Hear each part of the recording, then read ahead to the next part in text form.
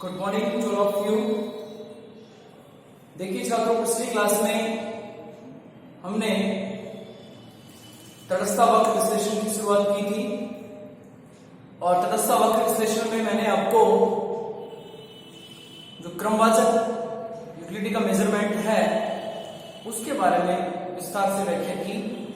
साथ में आपको यह भी बताया गया कि उदासीनता वक्र कहते किसे हैं या तटस्थ वक्र किसे कहते हैं, किन किन नामों से जाना जाता है और उदासीनता वक्र चित्र कैसे बनाते हैं और तालिका कैसे बनाते हैं। ये सारी चर्चाएं हमने पिछले वीडियो में आपसे की है। आज हम इसी विषय वस्तु को आगे बढ़ाएंगे और उसमें चर्चा करेंगे कि उदासीनता वक्र से उदासीनता मानचित्र का निर्माण और सीमांत स्थानापन्न की दर मूल बिंदु के प्रति उन्नतोत्तरता जो उसकी है उसको में यहां प्रूव करना है। तो छात्रों, यहां आज हम बात कर रहे हैं उदासीनता मानचित्र।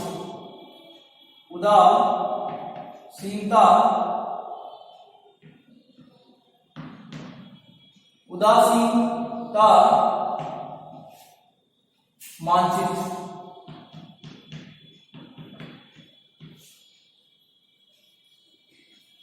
उदासीनता मानचित्र डिफरेंस मैप। देखिए, मानचित्र का मतलब होता है एक साथ बहुत सारी जो घटनाएं होती हैं उनको एक विषय वस्तु के तौर पर बताना। आपने भूगोल विषय में मानचित्रों का अध्ययन किया होगा और मानचित्र जो धरातल की जो दूरी होती है उसको कागज पर पैमाने की दूरी लेकर उसको प्रदर्शित करता है, जिसमें आप विभिन्न प्रकार की विशेषताएं, विभिन्न प्रकार की घटनाक्रम हो सकते हैं और राजनीतिक, भौगोलिक, इस प्रकार का अध्ययन हमने भूगोल के मानचित्र में किया है। ये हमारा अर्थशास्त्र वाला मानचित्र है। यहाँ उन चीजों से उसका कोरिलेशन यानी कंसेप्ट उसी तरीके से है कि एक उदासीनता वक्र जो होता है वो दो वस्तुओं के विभिन्न संयोगों को बतलाता है और उस पर मिलने वाला संतुष्टि का स्तर समान होता है। मतलब एक उदासीनता वक्र पर संतुष्टि का जो स्तर होता है वो समान होता है और दो वस्तुओं के विभिन्न संयोगों से वो बनता है। जब हम एक उदासीनता वक्र में एक प्रकार की संतुष्टि का अध्ययन करते हैं, उसी प्रकार उदासीनता मानचित्र में अलग अलग संतुष्टियों का अध्ययन करेंगे, अलग अलग उदासीनता वक्रों का एक साथ अध्ययन करेंगे। तो हम अलग अलग उदासीनता वक्रों को जब एक डायग्राम में बनाकर उसको पढ़ते हैं या उदासीनता वक्रों का समग्र योग कर लेते हैं या हम कह सकते हैं तटस्थ वक्रों का जाल बना लेते हैं, तो ऐसी प्रक्रिया को उदासीनता मानचित्र कहा गया। छात्रों, यहां प्रोफेसर मेयर्स ने उदासीनता मानचित्र को परिवार की संज्ञा दी है। किसकी संज्ञा दी है? परिवार। जिस प्रकार एक परिवार में अलग अलग स्तर के लोगों से मिलकर एक परिवार बनता है, जिसमें आपके बच्चे, युवा, बुजुर्ग, बड़े, छोटे सब मिलकर एक परिवार बनता है, उसी प्रकार उदासीनता मानचित्र में संतुष्टि के अलग अलग स्तरों को मिलाकर बनता है। जो तटस्थ वक्र नीचे होता है उस पर संतुष्टि का स्तर कम मिलेगा, जो तटस्थ वक्र ऊपर होता है उस पर संतुष्टि का स्तर ज्यादा मिलता है। तो यहां विभिन्न प्रकार के संतुष्टि के स्तरों को एक साथ जब हम प्रदर्शित करेंगे तो वो उदासीनता मानचित्र कहलाएगा। तो प्रोफेसर मेयर्स की यदि अपन बात करते हैं तो प्रोफेसर मेयर्स जो है वो उदासीनता मानचित्र को परिवार की संज्ञा दे रहा है। तो यहाँ रेखा चित्र के माध्यम से भी आप इसको समझ सकते हैं उदासीनता मानचित्र कैसे बनता है। छात्र एग्जाम की दृष्टि से भी कई बार पूछ किया जाता है उदासीनता मानचित्र को सचित्र समझाइए, रेखा चित्र बनाकर समझाइए। तो आपको रेखा चित्र बनाकर इसको समझाना होगा। इधर हमने एक्स लिया, इधर वाई, इधर एक्स वस्तु और इधर वाई वस्तु।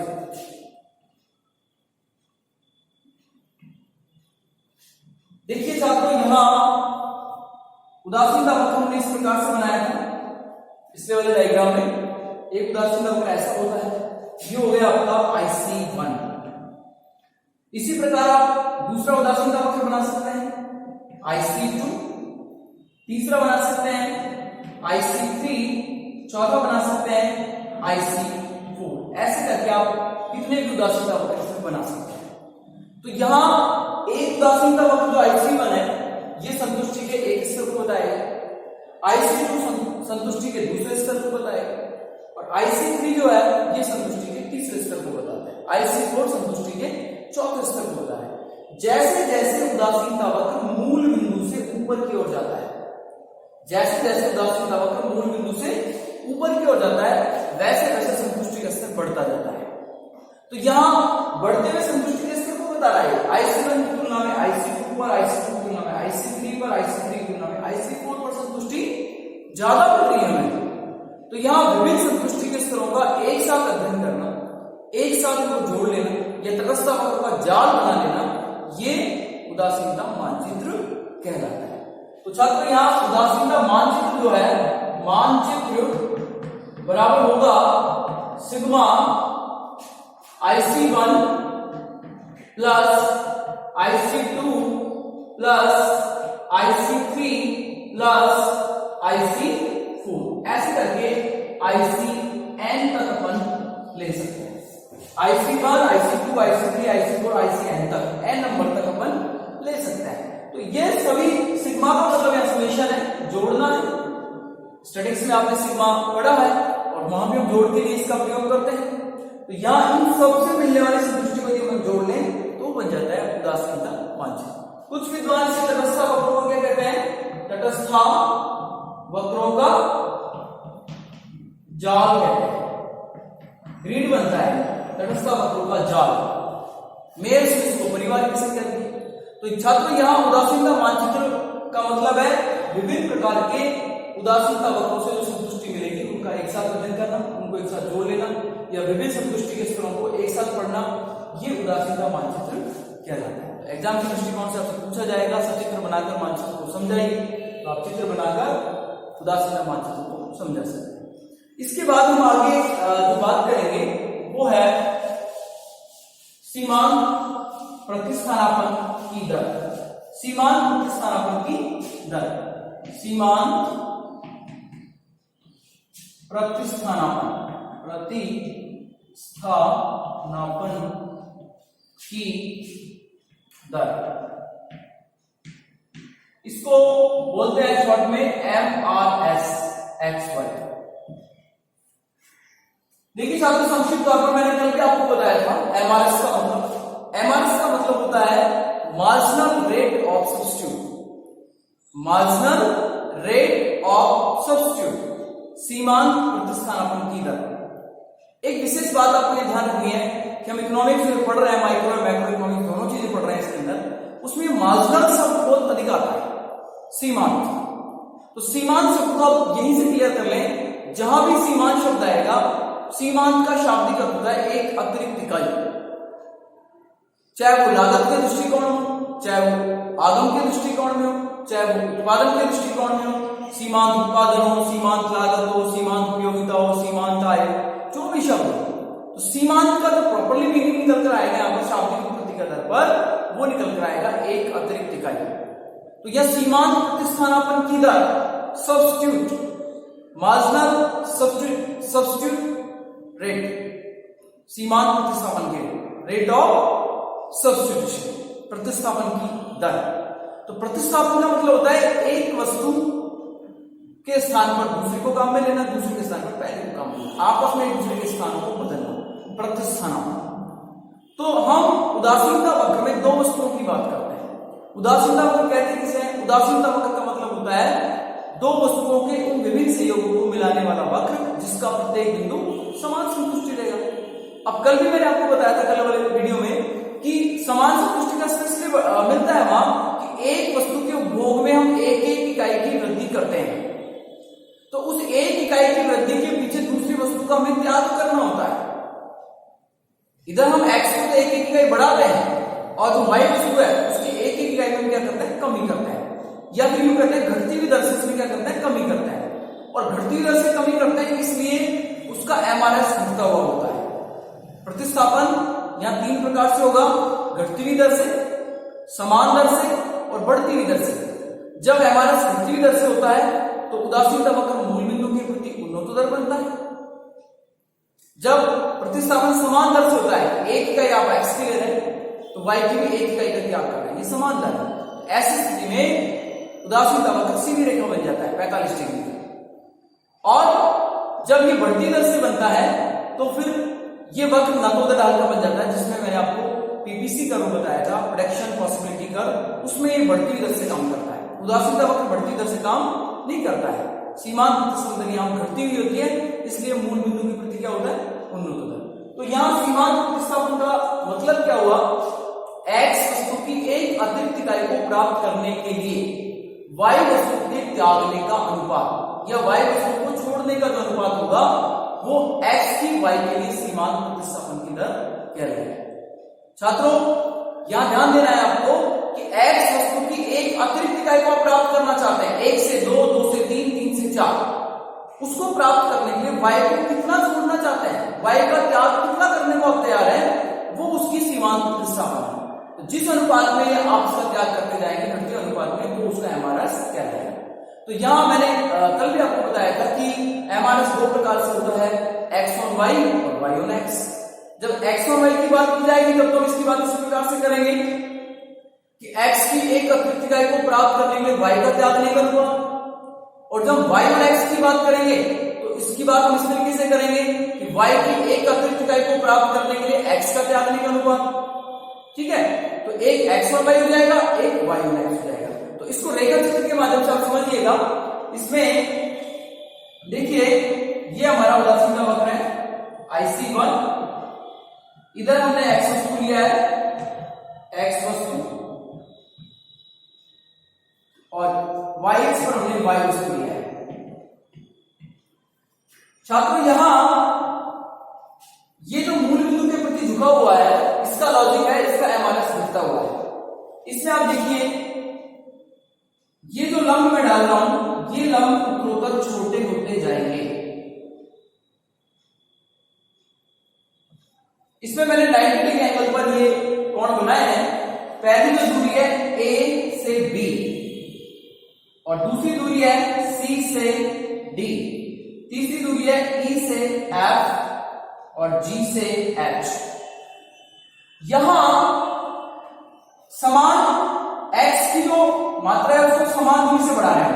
x इतना बढ़ रहा है, इतना बढ़ रहा है, समान दूरी से बढ़ रहा है, और x को समान इकाई प्राप्त करने के लिए y का जो छोड़ने का अनुपात है वो कम होता जा रहा है। पहले देखिए आप a से b दूरी जो है वो ज्यादा है, फिर उसके बाद c से d दूरी पर आएंगे, ये उससे कम हो जाएगी, e से f और कम हो जाएगी, और g से h और भी कम हो जाएगी। ये धीरे धीरे क्या हो जाती है, कम हो गया। इसको हम ऐसे लिख सकते हैं AB greater than CD greater than EF greater than GH। ये इस प्रकार से हम घटती दर में इसको हम ले सकते हैं। तो यहां ये जो लंब बताया गया है, ये लंब उत्तरोत्तर घटता जा रहा है, छोटा होता जा रहा है, जिसके कारण एक उदासीन वक्र मूल बिंदु के प्रति क्या है, उन्नत दर बन रहा है। छात्रों इसी घटना को तालिका के माध्यम से भी बता सकते हैं, और तालिका के माध्यम से इन्हीं पॉइंट्स को लेकर हम देखिए आगे बढ़ाते हैं इसमें। तो आपको एक कॉलम को लेना है संयोग, एक आपको लेना है एक्स वस्तु, दूसरा आपको लेना है वाई वस्तु, और चौथा कॉलम आपको लेना है एमआरएस एक्स वाई। ज्यादातर घटनाओं में एक्स वाई इसलिए लिखी क्योंकि ये सामान्य घटना है, वाई एक्स रिवर्स घटना हो जाती है, इसलिए हम ज्यादातर कंसेप्ट में एक्स वाई को ही लेते हैं, क्योंकि सामान्यतः ऐसा ही कहा जाता है कि एक्स की एक अतिरिक्त इकाई को प्राप्त करने के लिए वाई का छोड़ने का अनुपात या उसको त्यागने का अनुपात। तो यह 4 कॉलम से मैंने तालिका बनाई है। इस तालिका के माध्यम से आप इस रेखा चित्र को समझ सकते हैं। देखिए छात्रों संयोग को ले रहे हैं A C E और G, ये सहयोग हमने उदासीनता वक्र के लिए है, A C G और E और G। अब इसमें आप देखिएगा, जैसे आप इन पॉइंट्स को नीचे मिला लें इस तरीके से डॉट से, एक इकाई x की, दूसरी इकाई x की, तीसरी इकाई x की और चौथी इकाई x की। इसी प्रकार सबसे बड़ी इकाई दूसरी मान लो इसको 15 इकाई y की, फिर आप इसको मान लो 10 इकाई, फिर इसको मान लो 5 छोड़ दिया, फिर 6 छोड़ दो, इसमें से 4 छोड़ दो 6 इकाई, फिर इसके बाद आप 3 छोड़ दीजिएगा 3 इकाई, फिर आप 2 छोड़ दीजिएगा 1 इकाई। ऐसे करके हमने इसको डॉट के माध्यम से मिला दिया। अब छात्रों इस घटना को मैं तालिका में इंडिकेट करता हूं, तो आप देखिए x की तो आप एक ही ज्यादा इकाई प्राप्त करना चाहते हैं, 1 2 3 4, जो भी आगे बढ़ाएंगे तो 5 हो जाएगा। इस तरीके से x की एक एक अतिरिक्त इकाई प्राप्त करना चाहते हैं, 1 2 3 और 4। तो इसकी परिभाषा क्या कहती है? इसकी परिभाषा कहती है x की एक अतिरिक्त इकाई को प्राप्त करने के लिए y का त्यागने का अनुपात या y को छोड़ने का अनुपात क्या कहलाएगा? MRS x और y कहलाएगा। ऐसी स्थिति में इसकी तो हम एक एक इकाई ज्यादा प्राप्त करना चाहते हैं, लेकिन y को कितना छोड़ रहे हैं? एक इकाई को अतिरिक्त प्राप्त करने के लिए y का त्याग कितना कर रहे हैं? तो आप डायग्राम में मदद समझिएगा। सबसे पहले हमने 15 इकाई को लिया, उसके बाद हमने 5 छोड़ दिया 10, फिर 4 छोड़ दिया 6, फिर 3 छोड़ दिया 3, और फिर आगे और बढ़ेंगे तो 2 छोड़ देंगे 1, इधर भी बढ़ा हुआ पॉइंट, और फिर इसका हम एमआरएस निकालते हैं। तो देखिएगा पहले तो आप कंपेयर करेंगे कि पहले डैश लगा दें, फिर 1 से 2 पर जा रहे हैं, x पर हम 1 से 2 पर जा रहे हैं, और इस 1 से 2 पर जाने के लिए आप y का क्या कर रहे हैं? y का क्या कर रहे हैं? 5 इकाई, 1:5 हो गया। कितना हो गया छात्रों? 1:5।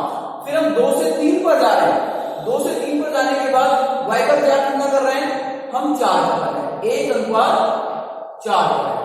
फिर हम 3 से 4 पर जा रहे हैं, कितना छोड़ रहे हैं? 3 छोड़ रहे हैं, 1:3। ऐसे करके हम इसमें बढ़ते जाते हैं। अब आपके दिमाग में प्रश्न आ रहा होगा यहाँ पर कि आप इस तरीके से क्यों बढ़ रहे हैं या इसको बढ़ते क्रम में क्यों ले जा रहे हैं?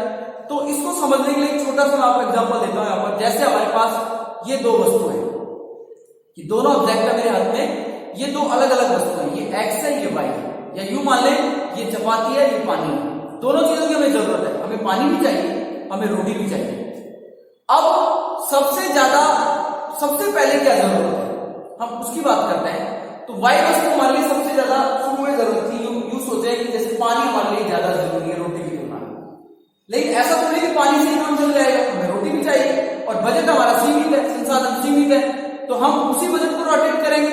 जब पानी से हमारी इच्छा पूर्ति हो जाएगी तो फिर हम रोटी पे जाएंगे। तो सबसे पहले मैं प्रारंभिक स्थिति में पानी की 15 इकाई ले रहा हूं, उस स्थिति में मैं रोटी की कोई इकाई नहीं ले रहा। फिर मैंने पानी की 5 इकाई छोड़ दी रोटी की 1 इकाई के बदले। तो जो वस्तु मेरे पास नहीं है वो मेरे लिए उपयोगी है, और जो वस्तु मेरे पास ज्यादा है वो मेरे लिए उपयोगी नहीं है, क्योंकि पानी मेरे पास है तो पानी की उपयोगिता मेरे लिए इतनी नहीं है, रोटी मेरे पास नहीं है, रोटी की उपयोगिता मुझे ज्यादा है। तो जिसकी उपयोगिता ज्यादा है उसको भगते हैं, हम उसको प्राप्त करना चाहते हैं। तो यहाँ क्या हो रहा है, हम x को प्राप्त करना चाहते हैं, रोटी को प्राप्त करना चाहते हैं, और किसके बदले? क्योंकि देना तो कुछ पड़ेगा, तो पानी के बदले रोटी को प्राप्त करना चाहते हैं। तो ऐसी स्थिति में आप x को बढ़ा रहे हैं 1 इकाई। तो प्रारंभिक स्थिति में पानी की उपयोगिता ज्यादा नहीं है, तो आप शुरू में 5 इकाई छोड़ने को तैयार हैं। उसके बाद फिर आप 1 इकाई रोटी की और बढ़ा रहे हैं, तो रोटी से जो प्रारंभिक स्थिति में जो आपको तृप्ति मिल रही है वो ज्यादा है, और जैसे दूसरी इकाई पर आप जाएंगे तृप्ति का स्तर घट जाएगा, और जो पहले ज्यादा मात्रा में आपने छोड़ी उसको कम मात्रा में छोड़ना चाहेंगे, पानी भी आपके उपयोगी बनता जाएगा। पानी को फिर आप 4 ही छोड़ रहे हैं, फिर आप रोटी की 1 इकाई और बढ़ा रहे हैं, फिर पानी को 3 ही छोड़ रहे हैं, और एक स्थिति ऐसे आएगी जब दोनों बराबर स्थिति में आ जाएंगे कि पानी कितना ही जरूरी होगा जितना रोटी, क्योंकि रोटी से भी आपको तृप्ति मिल चुकी होगी और पानी से मिल चुकी होगी। तो ऐसी स्थिति में तृप्ति का जो स्तर है वो बराबर आ जाएगा। इसलिए ऐसा कहा जाता है कि जो एमआरएस है वो घटता हुआ होता है, और इसके घटने के कारण एक उदासीनता वक्र मूल बिंदु के प्रति क्या होता है, उन्नत होता है। छात्रों एग्जाम में अधिकांशतः इस प्रकार से प्रश्न आता है कि एक उदासीनता वक्र मूल बिंदु के प्रति उन्नतोदर क्यों होता है, स्पष्ट करें आप। तो आपका जवाब देना होगा कि कोई भी उदासीनता वक्र मूल बिंदु के प्रति उन्नतोदर इसलिए होता है क्योंकि उसका सीमांत स्थानापन्न दर होता है वो घटता हुआ होता है। इसके कारण मूल बिंदु के प्रति क्या होता है, उन्नतोदर होता है। ये आपको ध्यान रखने वाली बात है। दूसरी इसमें महत्वपूर्ण बात यह है जो आपको ध्यान रखना है कि ये जो एमआरएस है, MRSXY, ये उदासीनता वक्र या तटस्थता वक्र का ढाल होता है, स्लोप ढाल। ढाल कैसे होता है, आपने प्रारंभिक मैथमेटिक्स में पढ़ा भी होगा, स्लोप कैसे निकालते हैं, ढाल कैसे निकालते हैं। तो उसमें हम लिखते थे लंब बटे आधार। ढाल निकालने का फॉर्मूला कौन सा लगाते थे हम, लंब बटे आधार। तो यहां हम ये कर रहे हैं, ये तो लंब है, वर्टिकल है ये वाली स्थिति तो, और ये इसका आधार है। डेल्टा वाई लंब है और डेल्टा एक्स आधार है, डेल्टा वाई लंब है और डेल्टा एक्स आधार है। तो लंब बटे आधार की बात की जाती है, इसलिए आपको ध्यान रखने वाली बात होगी कि जो एमआरएस होता है वो उदासीनता वक्र का ढाल कहलाता है। और आगे जाकर हम संतुलन की बात करेंगे तो ढाल की बात वहां आएगी, इसलिए आपको इसे ध्यान रखना है कि उदासीनता वक्र का ढाल क्या कहलाता है, एमआरएस एक्स वाई। तो छात्रों आज के वीडियो में हम इतनी चर्चा करेंगे। अगले वीडियो में मैं आपको उदासीनता वक्र की विशेषताएं विस्तार पूर्वक चित्रों के माध्यम से बताऊंगा।